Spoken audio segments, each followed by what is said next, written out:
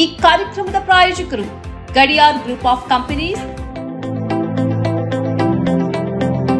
Gadiar Group of Companies, synonymous with excellence and innovation, stands as your dynamic partner for progress.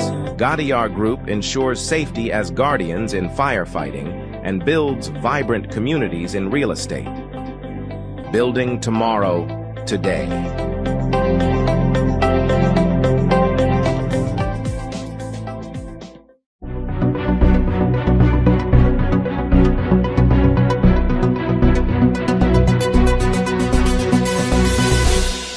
ವೀಕ್ಷಕರೇ, ಸನ್ಮಾರ್ಗ ನ್ಯೂಸ್ಗೆ ಸ್ವಾಗತ. ನಾನು ಪ್ರಿಯ ಸುದೇಶ್.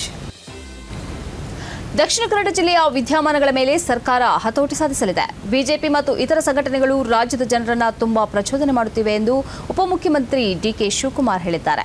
ಇದೇ ವೇಳೆ ದಕ್ಷಿಣ ಕನ್ನಡ ಜಿಲ್ಲೆಯಲ್ಲಿ ಶಾಂತಿ ಕದಡುವ ಜನ ಯಾರೇ ಆಗಿರಲಿ ಸರ್ಕಾರ ಸುಮ್ಮನೆ ಬಿಡಲ್ಲ, ಕಠಿಣ ಕ್ರಮ ತೆಗೆದುಕೊಳ್ಳಲಾಗುವುದು ಎಂದು ಗೃಹ ಸಚಿವ ಜಿ ಪರಮೇಶ್ವರ್ ಹೇಳಿದ್ದಾರೆ. ಕರಾವಳಿ ಭಾಗದಲ್ಲಿ ಹತ್ಯೆಗಳು ಹೆಚ್ಚಾಗುತ್ತಿರುವುದರಿಂದ ಅನಿವಾರ್ಯವಾಗಿ ದಕ್ಷಿಣ ಕನ್ನಡ ಜಿಲ್ಲೆಯ ಪೊಲೀಸ್ ಕಮಿಷನರ್, ಅಲ್ಲಿನ ಪೊಲೀಸ್ ವರಿಷ್ಠಾಧಿಕಾರಿ ಮತ್ತು ಉಡುಪಿಯ ಎಸ್ಪಿಯನ್ನು ವರ್ಗಾವಣೆ ಮಾಡಲಾಗಿದೆ. ದಕ್ಷಿಣ ಕನ್ನಡ ಶೈಕ್ಷಣಿಕವಾಗಿ ಮತ್ತು ಆರ್ಥಿಕವಾಗಿ ರಾಜ್ಯಕ್ಕೆ ಬಹಳ ಮುಖ್ಯವಾದ ಜಿಲ್ಲೆಯಾಗಿದೆ. ಆದ್ದರಿಂದ ಅಲ್ಲಿ ಶಾಂತಿ ನೆಲೆಸುವುದು ಅತ್ಯಂತ ಅವಶ್ಯವಾಗಿದೆ ಎಂದು ಗೃಹ ಸಚಿವರು ಹೇಳಿದ್ದಾರೆ. ಇದೇ ವೇಳೆ ದಕ್ಷಿಣ ಕನ್ನಡ ಜಿಲ್ಲೆಯ ಬಗ್ಗೆ ಮಾತನಾಡಿದ ಉಪಮುಖ್ಯಮಂತ್ರಿ ಡಿಕೆ ಶಿವಕುಮಾರ್ ಅವರು, ಜಿಲ್ಲೆಯ ಜನ ಆತಂಕದಲ್ಲಿದ್ದಾರೆ ಮತ್ತು ಬೇರೆ ಪ್ರದೇಶಗಳಿಗೆ ವಲಸೆ ಹೋಗ್ತಾ ಇದ್ದಾರೆ. ಉದ್ಯೋಗಗಳನ್ನು ಸೃಷ್ಟಿಸುವ ಪ್ರಯತ್ನದಲ್ಲಿ ನಾವಿದ್ದೇವೆ, ಆದರೆ ಎಲ್ಲವೂ ಬೇಗನೆ ಹತೋಟಿಗೆ ಬರಲಿದೆ ಎಂದು ಅವರು ಹೇಳಿದ್ದಾರೆ. ದೆಹಲಿ ವಿಶ್ವವಿದ್ಯಾಲಯದ ಸಮೀಪ ಗೋಮಾಂಸ ಮಾರಾಟ ಮಾಡಿದ್ದಾರೆಂದು ಆರೋಪಿಸಿ ಆಕ್ರಮಣ ನಡೆಸಲಾಗಿದೆ. ವಿಶ್ವವಿದ್ಯಾಲಯದ ನಾರ್ತ್ ಕ್ಯಾಂಪಸ್ನ ಹತ್ತಿರ ನಾರ್ತ್ ಈಸ್ಟ್ ಸ್ಟೋರ್ ಎಂಬ ಹೆಸರಿನ ಅಂಗಡಿಯ ಮಾಲೀಕ 43 ವರ್ಷದ ಚಮನ್ ಕುಮಾರ್ ವಿರುದ್ಧ ರಾತ್ರಿ ಒಂದು ಗುಂಪು ಆಕ್ರಮಣ ನಡೆಸಿದೆ. ಅವರು ಈಗ ಆಸ್ಪತ್ರೆಯಲ್ಲಿ ಚಿಕಿತ್ಸೆ ಪಡೆಯುತ್ತಿದ್ದಾರೆ. ಅಂಗಡಿಯಿಂದ ಮಾಂಸವನ್ನು ಖರೀದಿಸಿದ್ದ 15 ವರ್ಷದ ದಿಶಮ್ ಸಿಂಗ್ ಎಂಬುವ ಇದು ಗೋಮಾಂಸ ಎಂದು ವಾದಿಸಿದ್ದ. ಆ ಬಳಿಕ ಗುಂಪು ಈತನ ಮೇಲೆ ಆಕ್ರಮಣ ನಡೆಸಿದೆ. ದೇಶದ್ರೋಹಿಯನ್ನ ಗುಂಡಿಕ್ಕಿ ಕೊಲ್ಲಬೇಕು ಎಂದು ಘೋಷಿಸುತ್ತಾ ಗುಂಪು ಚಮನ್ ಕುಮಾರ್ ಮೇಲೆ ಆಕ್ರಮಣ ನಡೆಸಿದೆ. ಇದೇ ವೇಳೆ ಈ ದಾಳಿಯನ್ನು ಪ್ರಶ್ನಿಸಿದವರ ಮೇಲೂ ಈ ಗುಂಪು ಆಕ್ರಮಣ ನಡೆಸಿದೆ ಎಂದು ಆರೋಪಿಸಲಾಗಿದೆ. ಈ ನಡುವೆ ಪೊಲೀಸರು ಸ್ಥಳಕ್ಕೆ ಆಗಮಿಸಿದ ಬಳಿಕ ಗುಂಪು ಚದುರಿದೆ. ಮಾಂಸವನ್ನು ಫಾರೆನ್ಸಿಕ್ ಪರೀಕ್ಷೆಗಾಗಿ ಕಳುಹಿಸಿಕೊಡಲಾಗಿದೆ. ಹಿಂದೂಗಳಿಗಾಗಿ ಪ್ರತ್ಯೇಕ ಜಾಬ್ ಪೋರ್ಟಲ್ ಅನ್ನು ಮಹಾರಾಷ್ಟ್ರದ ಸಚಿವ ಮಂಗಳ್ ಪ್ರಭಾತ್ ಲೋಧ್ ಉದ್ಘಾಟನೆ ಮಾಡಿದ್ದಾರೆ. ಕಾಲ್ ಹಿಂದೂ ಜಾಬ್ಸ್ ಎಂಬುದು ಈ ಡಿಜಿಟಲ್ ಎಂಪ್ಲಾಯ್ಮೆಂಟ್ ಪೋರ್ಟಲ್ನ ಹೆಸರು. ಬಿಜೆಪಿ ಯೂತ್ ವಿಂಗ್ನ ಮಾಜಿ ನಾಯಕ ಮತ್ತು ಹಿಂದೂ ಜಾಗರಣ ಮಂಚ್ನ ಭಾಗವೂ ಆಗಿರುವ ವಿಶಾಲ್ ದುರಾಸೆ ಈ ಪೋರ್ಟಲ್ ಅನ್ನು ಪ್ರಾರಂಭಿಸಿದ್ದಾರೆ. ಹಿಂದೂ ಜಾಗರಣ ಮಂಚ್ ಎಂಬುದು ಆರ್ಎಸ್ಎಸ್ನೊಂದಿಗೆ ಸಂಬಂಧ ಇರುವ ಸಂಘಟನೆಯಾಗಿದೆ. ಹಿಂದೂಗಳಿಗೆ ಉದ್ಯೋಗವನ್ನು ಕಂಡುಕೊಳ್ಳುವುದಕ್ಕೆ ಈ ಪೋರ್ಟಲ್ ನೆರವಾಗಲಿದೆ ಮತ್ತು ಉದ್ಯೋಗಕ್ಕೆ ಸಂಬಂಧಿಸಿ ಅವರಿಗೆ ತರಬೇತಿ ಕೊಡುವುದಕ್ಕೂ ಇದರಿಂದ ಸಾಧ್ಯವಾಗಲಿದೆ ಎಂದು ಉದ್ಘಾಟನೆ ಮಾಡುತ್ತಾ ಸಚಿವ ಹೇಳಿದ್ದಾರೆ. ಮಹಾರಾಷ್ಟ್ರದಲ್ಲಿ ನಿರುದ್ಯೋಗ ದೊಡ್ಡ ಮಟ್ಟದಲ್ಲಿದೆ. ಆ ಕಾರಣದಿಂದ ಇದು ಉದ್ಯೋಗ ಹುಡುಕುವವರ ದೊಡ್ಡ ಹಬ್ ಆಗಿ ಪರಿವರ್ತನೆ ಆಗಲಿದೆ ಎಂದು ಅವರು ಹೇಳಿದ್ದಾರೆ. ಇದೇ ವೇಳೆ ಕೇವಲ ಹಿಂದೂಗಳಿಗೆ ಮಾತ್ರ ಉದ್ಯೋಗದ ವೆಬ್ ಪೋರ್ಟಲ್ ಅನ್ನು ಆರಂಭಿಸಿರುವುದೇಕೆ ಎಂಬ ಪ್ರಶ್ನೆಗೂ ಅವರು ಉತ್ತರಿಸಿದ್ದಾರೆ. ಇದರಲ್ಲಿ ಯಾವ ತಪ್ಪೂ ಇಲ್ಲ. ಕೆಲವು ನಿರ್ಮಾಣ ಕೆಲಸಗಳಿಗೆ ಕೇವಲ ಹಿಂದೂಗಳು ಮಾತ್ರ ಬೇಕು ಎಂದು ಯಾರಾದರೂ ತೀರ್ಮಾನಿಸಿದರೆ ಅದನ್ನ ತಪ್ಪು ಎನ್ನಲಾಗದು ಎಂದು ಅವರು ಸಮರ್ಥಿಸಿದ್ದಾರೆ. ಹಾಗೆ ಭವಿಷ್ಯದಲ್ಲಿ ಇತರ ಸಮುದಾಯಗಳು ಇಂಥದ್ದೇ ಜಾಬ್ ಪೋರ್ಟಲ್ ಅನ್ನು ಪ್ರಾರಂಭಿಸಿದರೆ ಅವರನ್ನು ತಾನು ಬೆಂಬಲಿಸುವುದಾಗಿ ಅವರು ಹೇಳಿದ್ದಾರೆ. ಐತಿಹಾಸಿಕ ನೂರ್ ಮಸೀದ್ ಸೇರಿದಂತೆ 180 ಕುಟುಂಬಗಳಿಗೆ ಉತ್ತರ ಪ್ರದೇಶದ ಅರಣ್ಯ ಇಲಾಖೆಯು ತೆರವು ನೋಟಿಸ್ ಅನ್ನು ಜಾರಿಗೊಳಿಸಿದೆ. ಈ ಮಸೀದಿಗೆ 100 ವರ್ಷಗಳ ಹಳೆಯ ಇತಿಹಾಸವಿದ್ದು ಬ್ರಿಟಿಷರ ಕಾಲದಲ್ಲೇ ಕಟ್ಟಲ್ಪಟ್ಟ ಆ ಮಸೀದಿಯಾಗಿದೆ. 3 ದಿನಗಳೊಳಗೆ ಈ ನೋಟಿಸ್ಗೆ ಉತ್ತರಿಸದಿದ್ದರೆ ಬುಲ್ಡೋಜರ್ ತಂದು ಈ ಮಸೀದಿ ಮತ್ತು ಎಲ್ಲಾ ಮನೆಗಳನ್ನು ಧ್ವಂಸ ಮಾಡಲಾಗುವುದು ಎಂದು ಅರಣ್ಯ ಇಲಾಖೆ ಎಚ್ಚರಿಕೆ ನೀಡಿದೆ. ಈ ಬೆಳವಣಿಗೆಯಿಂದ ಕಂಗಾಲಾದ ಜನರು ರಸ್ತೆಗಿಳಿದು ಪ್ರತಿಭಟಿಸಿದ್ದಾರೆ ಮತ್ತು ಅರಣ್ಯ ಇಲಾಖೆಗೆ ಧಿಕ್ಕಾರ ಕೂಗಿದ್ದಾರೆ. ನಾವು ಇಲ್ಲಿ 1891ರಿಂದಲೇ ಜೀವಿಸುತ್ತಿದ್ದೇವೆ ಮತ್ತು ಆ ಬಗ್ಗೆ ನಮ್ಮಲ್ಲಿ ದಾಖಲೆಗಳಿವೆ ಎಂದು ಪ್ರತಿಭಟನಾಕಾರರು ಹೇಳಿದ್ದಾರೆ. ಪ್ರತಿಭಟನಾಕಾರರು ಜಿಲ್ಲಾಧಿಕಾರಿಗೆ ತಮ್ಮ ಬೇಡಿಕೆಯ ಮನವಿಯನ್ನು ಸಲ್ಲಿಸಿದ್ದಾರೆ. ಇದೇ ವೇಳೆ ಯಾರು ಅಧಿಕೃತ ದಾಖಲೆಯನ್ನು ನಮಗೆ ನೀಡುತ್ತಾರೋ ಅವರ ಮನೆಯನ್ನು ನಾವು ತೆರವುಗೊಳಿಸುವುದಿಲ್ಲ ಎಂದು ಅರಣ್ಯಾಧಿಕಾರಿ ಬಿ ಶಿವಶಂಕರ್ ಹೇಳಿದ್ದಾರೆ. ದೆಹಲಿಯ ಜೆಎನ್ಯು ಸ್ಟೂಡೆಂಟ್ ಯೂನಿಯನ್ ಕಚೇರಿಯಲ್ಲಿ ಯೂನಿಯನ್ನ ಜೊತೆ ಕಾರ್ಯದರ್ಶಿ ಎಬಿವಿಪಿಯ ವೈಭವ್ ಮೀನಾ ಅವರು ಸಾವರ್ಕರ್ ಅವರ ಭಾವಚಿತ್ರವನ್ನು ಅಳವಡಿಸಿದ್ದು ವಿವಾದಕ್ಕೆ ಕಾರಣವಾಗಿದೆ. ಮೇ 28ರಂದು ಸಾವರ್ಕರ್ ಜನ್ಮದಿನವಾಗಿದ್ದು ಅದೇ ದಿನದಂದು ವೈಭವ್ ಮೀನಾ ಅವರು ಈ ಭಾವಚಿತ್ರವನ್ನು ತೂಗು ಹಾಕಿದ್ದಾರೆ.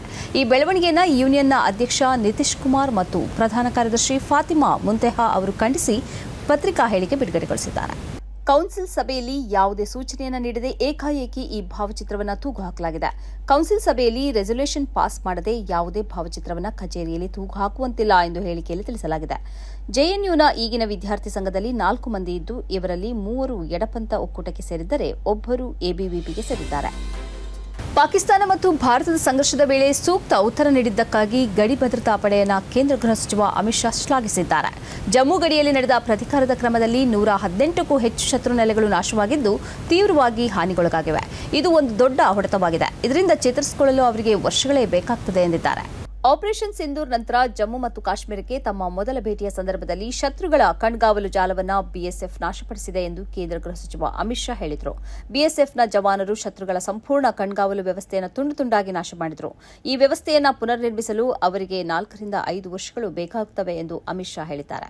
ಈ ಸಾಧನೆಯನ್ನು ಅಪಾರ ದೇಶಭಕ್ತಿ ಮತ್ತು ತ್ಯಾಗದ ಪ್ರತಿಬಿಂಬ ಎಂದು ಬಣ್ಣಿಸಿದ ಶಾ, ರಾಷ್ಟ್ರದ ಬಗ್ಗೆ ಹೆಮ್ಮೆ, ಹೃದಯದಲ್ಲಿ ದೇಶಭಕ್ತಿಯ ಪ್ರಜ್ಞೆ ಮತ್ತು ಸರ್ವೋಚ್ಚ ತ್ಯಾಗದ ಬಗ್ಗೆ ಉತ್ಸಾಹ ಇದ್ದಾಗ ಮಾತ್ರ ಅಂತಹ ಧೈರ್ಯ ಕಂಡುಬರುತ್ತದೆ. ಆಗ ಮಾತ್ರ ಅಂತಹ ಫಲಿತಾಂಶಗಳು ಸಾಧ್ಯ ಎಂದು ಹೇಳಿದರು. ಬಿಎಸ್ಎಫ್ ಭಾರತದ ಮೊದಲ ರಕ್ಷಣಾ ಪಡೆಯಾಗಿ ಕಾರ್ಯನಿರ್ವಹಿಸುತ್ತಿದೆ. ಮರುಭೂಮಿಗಳು, ಪರ್ವತಗಳು, ಕಾಡುಗಳು ಮತ್ತು ಒರಟಾದ ಭೂಪ್ರದೇಶದಲ್ಲಿ ಅಚಲ ಸಮರ್ಪಣೆಯೊಂದಿಗೆ ಕಾವಲು ಕಾಯುತ್ತಿದೆ ಎಂದು ಅವರು ಹೇಳಿದರು. ಭಾರತದ ಬ್ರಹ್ಮೋಸ್ ಕ್ಷಿಪಣಿಯು ಪಾಕಿಸ್ತಾನದಲ್ಲಿ ನಾಶ ನಷ್ಟವನ್ನು ಉಂಟು ಮಾಡಿದೆ ಅನ್ನೋದನ್ನು ಮತ್ತೊಮ್ಮೆ ಪಾಕಿಸ್ತಾನದ ಪ್ರಧಾನಿ ಶಹಬಾಜ್ ಶರೀಫ್ ಮಾಧ್ಯಮಗಳ ಮುಂದೆ ಒಪ್ಪಿಕೊಂಡಿದ್ದಾರೆ.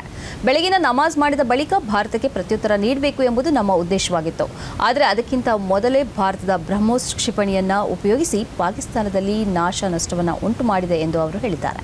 ಏಪ್ರಿಲ್ 22ರಂದು ಪಹಲ್ಗಾಮ್ನಲ್ಲಿ 26 ಪ್ರವಾಸಿಗರನ್ನ ಭಯೋತ್ಪಾದಕರು ಗುಂಡಿಟ್ಟು ಹತ್ಯೆ ಮಾಡಿದ ಬಳಿಕ ಭಾರತ ಮತ್ತು ಪಾಕಿಸ್ತಾನದ ನಡುವಿನ ಸಂಬಂಧ ಹದಗೆಟ್ಟಿತ್ತು.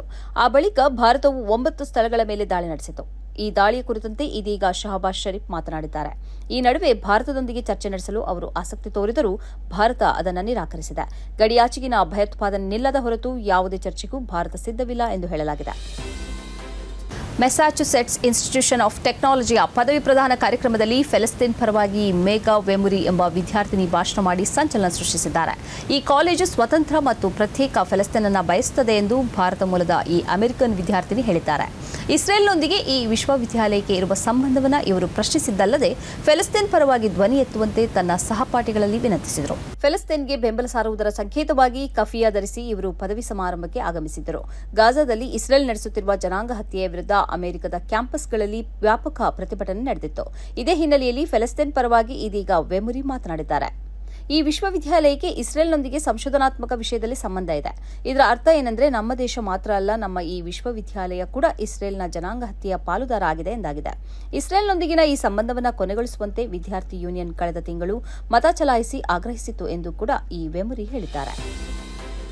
ಇದು ಈ ಹೊತ್ತಿನ ಸುದ್ದಿ ಸಂಚಯ. ನಿರಂತರವಾಗಿ ನೋಡ್ತಾ ಇರಿ ಸನ್ಮಾರ್ಗ ನ್ಯೂಸ್, ಸುದ್ದಿಗಳ ಸಂತೆಯಲ್ಲಿ ಸತ್ಯದ ಮೊಂಬತ್ತಿ.